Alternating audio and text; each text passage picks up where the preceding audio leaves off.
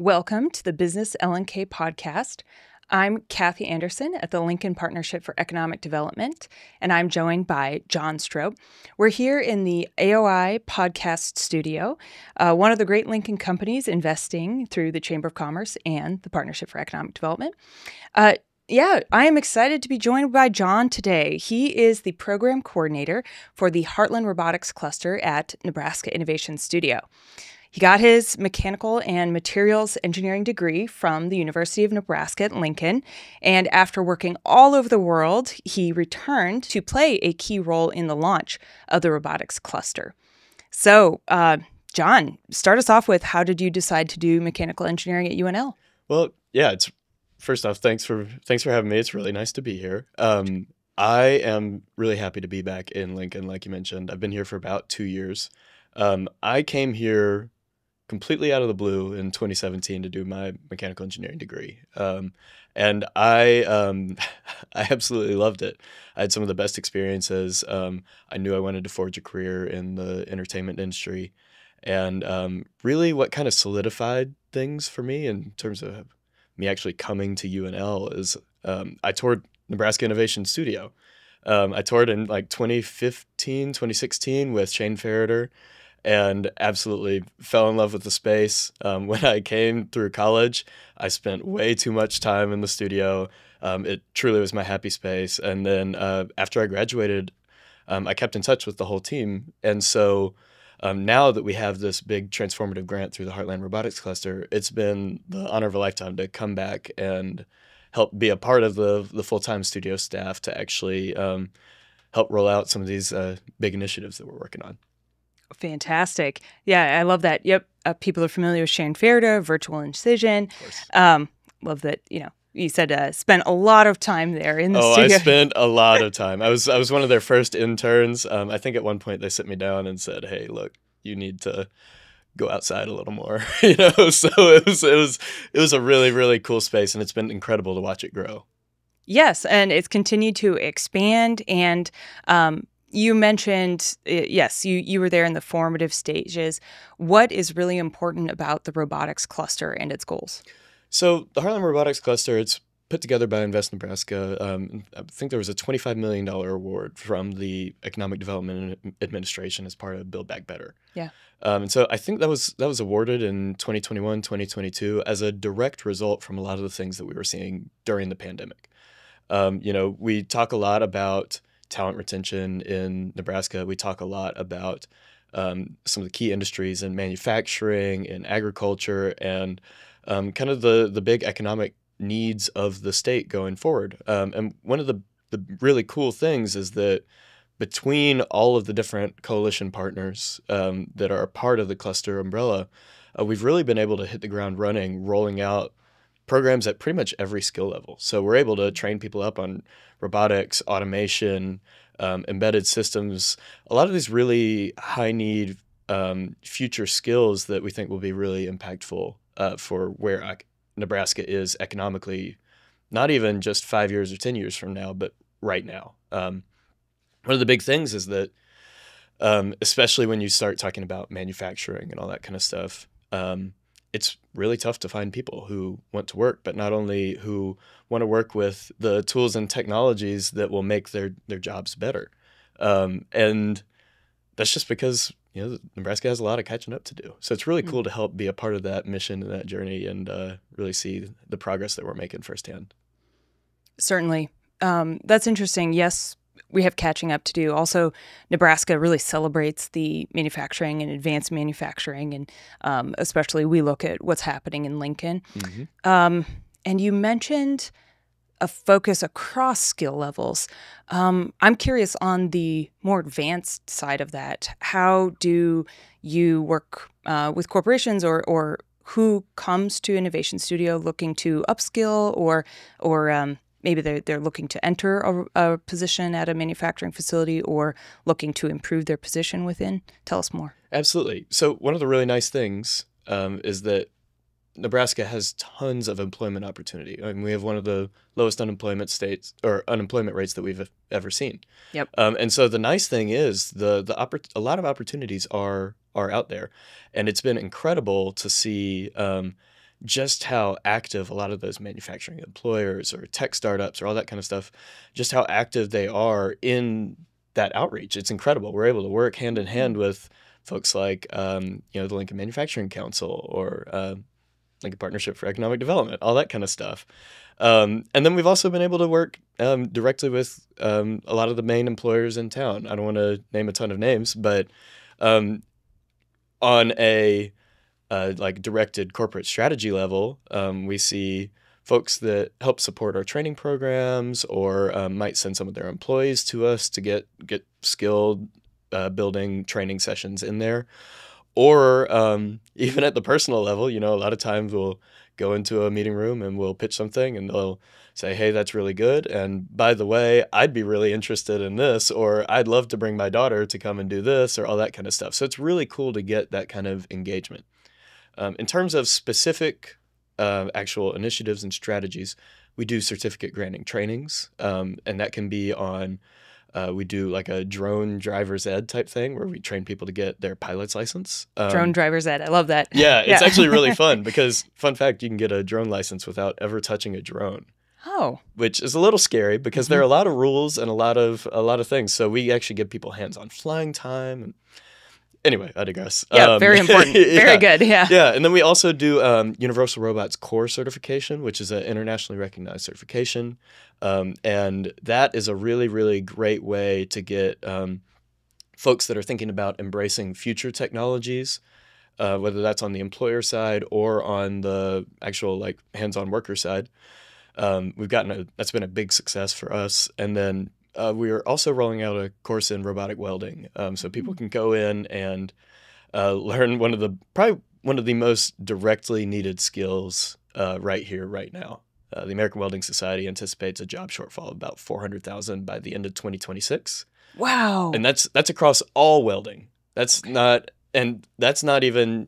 just New York or California or Texas or that kind of thing. That's being felt everywhere, and it's especially being felt in a lot more of our rural communities. So It's really, really cool to be able to bring somebody in, show them a tool, and then immediately give them a skill that they can walk out a door and find employment or make money on. It's pretty cool. And everybody appreciates that they have that skill. Yeah, yes. exactly. Yes. Exactly. Yeah. 400,000 shortage in the next 2 years. Mm-hmm. Oh my gosh. Yep. That's a workforce planning challenge if I ever heard of one. That's exactly right. That's exactly right. So yeah, we do get to, you mentioned, a lot of the higher skill levels. We also do a lot of work with researchers at the university, all that kind of stuff. But what's really cool is that we're open to anybody and everybody. So it's not just the researchers or the big employers or all that kind of stuff. Anybody above the age of 12 can come with a parent. Anybody above the 18, you can come in whenever you want. It is a membership space or based space, so ranges from $25 for students all the way up to $85 for just general interest community members. And I tell you what, there are very few things that I could buy in the studio for $85. We have some very, very nice equipment, and it's really, really cool to be able to put that in the hands of a freshman in college and see what they can come up with. Definitely. And, just kind of for our listeners in general, you mentioned robotic welding, which is really cool. Mm-hmm. But what are some of the other machines and things that the facility offers that are just, high demand or worth mentioning? Absolutely. Well, pretty much anything you can imagine is in the studio. We have entire spaces for woodworking, ceramics, textiles, metalworking, rapid prototyping, additive manufacturing, all that kind of stuff. We can do basically anything except spray paint. Spray painting is not allowed, but everything else is pretty much wide open. No spray painting anywhere in the studio? No. Yeah. That is, we share a space with some of the ag researchers, and they don't like those kind of fumes. But it's absolutely incredible. We're talking, when we say additive manufacturing, we have over 32 3D printers, but it's not just your standard run-of-the-mill like melting plastic and laying it down layer by layer. We do have those. We have probably 13 of them, something like that. We also have one that's 4 foot by 3 foot by 3 foot. And then we also have another one that can do full color, even clear renditions. So I could print like a replica of this water bottle or all that kind of stuff. So we have pretty much anything. I've been doing a lot of ceramics lately. I've been learning, I watched the movie Ghost and thought I can do that. And I tell you what, it's way harder than it looks. So Yes, it is. yes. Throwing pots, not for the faint of heart. That's Nope. exactly right. I'll get that engineering degree, but the pottery is not for me. So. Oh, man. And that brings us to the exciting news today.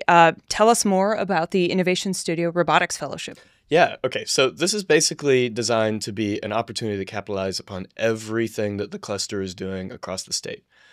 So we're launching a fellowship program. It's called the NIS Robotics Fellowship.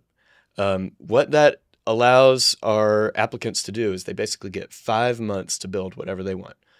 We provide a $2,500 materials budget. We provide networking opportunities, special events, a mentorship program, and then also they get full access to the studio. So free membership, twice a week they can come in, and there's basically open build hours when they get the whole space to themselves. And I'll be there to support people and all that kind of stuff. So it's a really, really cool opportunity, and it's basically built to be the program that a lot of the folks that we talk to in our professional work wish that they had when they were living in Lincoln. So we think it'll be really powerful for talent retention. We think it'll be really, really powerful for kind of unlocking a lot of the potential and capitalizing on the momentum of all the different resources that we have being poured into the state right now. Yeah. And really, there's really never been a better time for programs like this to launch, because there's so much positive energy and momentum being put into the tech world in Nebraska right now. So really, really excited about it. The deadline to apply is December 8th, so it's coming up quick. But this is our first cohort. Like I mentioned, it'll be run for a 5-month period. It's open to anybody of any skill level, any background. All you have to do is be 18 and up, and you have to live close enough to the studio to be actively involved and regularly showing up and making use of the resources there. But I'm really excited for it. This is the program that I wish that I had when I was a student. And so I'm really, really excited to see what people build. And that is wonderful that you shaped this program to kind of meet that need. And as I understand, you've been recruiting, and the applicant pool looks pretty great. It looks really, really good. I'm very excited to see some of these creations take shape in the real world. As am I. Like you said, just the what people are going to dream up, what they're going to create. This energy is going to be amazing. Absolutely. Yes, and as you know, focusing on the innovation and entrepreneurship side, I wholeheartedly agree. As we're growing the startup energy and the startup momentum, there's more and more need for these kinds of skills. And the thing is, one of the things that I think gets counted out of a lot of the brain drain discussions is that when people think robotics, Nebraska is not necessarily the first word that comes to mind. But these things can really be built anywhere. And if we can build it here, then we can take it pretty much anywhere else around the world. And the really special thing is that Nebraska has the talent base. Some of the best engineers I've ever worked with, or all that kind of stuff, have been here, lived here, worked here. But a lot of those employment opportunities or research opportunities or all that kind of stuff, they've been highly competitive and a very, very small pool of opportunity. And a lot of times, you have to look to the coasts, or you have to look elsewhere around the world. And that's changing. I mean, we're seeing successful startups that are expanding their team, or that are working on new product ideas or new development and all this kind of stuff. And it's really, really exciting. And it's really, really unique to be here, because there's so much going on, whether that's you need entrepreneurial funding, whether you need technical resources. I mean, we have pretty much the tools and equipment to pretty much prototype any type of robot that most people could imagine. We just need folks to actually take that leap. And so this is the reason to do that. We'll give you a little bit of funding, we'll give you a little bit of time, and we'll give you the resources that you need to succeed. Really, what you build is up to you. So it's really exciting. a really formative and exciting time. Yeah, I think so. So we talked about the early, what people will build and how it pairs up with the startup world. I want to take us a little bit to the corporate world. Sure. In 2025 and beyond, how can the businesses, small, medium, and large, interact with the Innovation Studio? Like, why would they call you up, and how do you talk to them? Well, we get calls like that all the time. And, a lot of the time it's maybe to run some of our higher priced equipment that, if you're doing small article production or all that kind of stuff, maybe you're prototyping or all that kind of thing, the studio really fits a lot of those needs really well. I highly encourage those kind of employers, developers, all that kind of stuff to take a look on our website at our equipment list and look through some of the resources that we have available. One of the other nice things is that we have a team of 4 people that are staffed by this grants that are all experts in their field. So we have a full-time machinist. We have program coordinators for robotics, automation, embedded systems, all this kind of stuff. And those people are available to help consult, help improve your project, all that kind of stuff. However, right now, the way that our work is structured, we can advise individuals on a project or all that kind of stuff. If there's a specific project that a company really, really wants to put their mind into or all that kind of stuff, as long as it's not bound by any NDAs or anything like that, they're able to apply for the fellowship if they'd like, really capitalize on a lot of the resources and all that kind of stuff. Okay. Even a few of our Innovation Campus partners have applicants that are going through the selection process and all that kind of stuff now. We get folks from Marble Technologies, from ALA Engineering, who are in our studio constantly, developing new products, developing new components, all that kind of stuff, even 3D scanning an entire feedlot truck, all this kind of stuff. So we do a lot of corporate partnerships and work. One of the really exciting things is that's something that we're really looking to expand in going forward. So if you have a project or all that kind of stuff, I don't want to make any promises or anything like that, but the goal is to really widen our avenue for a little bit more personalized and customized R&D consulting and all that kind of stuff. So I highly encourage you to reach out if that sounds like you, and give us a call. At the very least, we'll probably have a few ideas on how we can help things out. I love that. And John is very good at talking through those projects. Is your information listed on the website, or they would find on the website? It should be. There's a contact info for the whole team and all that kind of stuff. We also have a mailing list on there if you want to stay connected on the new things that we have going, because I think we probably double the number of 3D printers or all that kind of stuff pretty much every year. So every now and then we'll send out a blast that's like, hey, by the way, here's 10 new toys that we have to play with. So excellent. Yeah. Excellent. Oh, I love all the capability that you're providing and the vision. This is really great. From my perspective at LPED, I'm very excited for it. Yeah. Anything else to share with the audience, or how can we help you? Any asks? Really, I would say that the best thing that we need is that we need people through our door to help things. We're grant funded right now. And we have pretty much everything that we can need. We just need to get it in as many hands as possible. So if you have any ideas or any projects or all that kind of stuff, I highly recommend you to reach out. That mailing list is a great way to stay connected. And then also, we do a bunch of events. Most of them are free and open to the public. We have a monthly speaker series that is really fun. We usually have free food. We try and alternate between some of the best and brightest across the nation in the robotics world. And then we also try to balance that with local perspectives, a lot of whom are at the top of their field, and some of them I've never heard of before, and others I've dreamed to talk with. So it's been really, really, that's a really great way for people to get connected.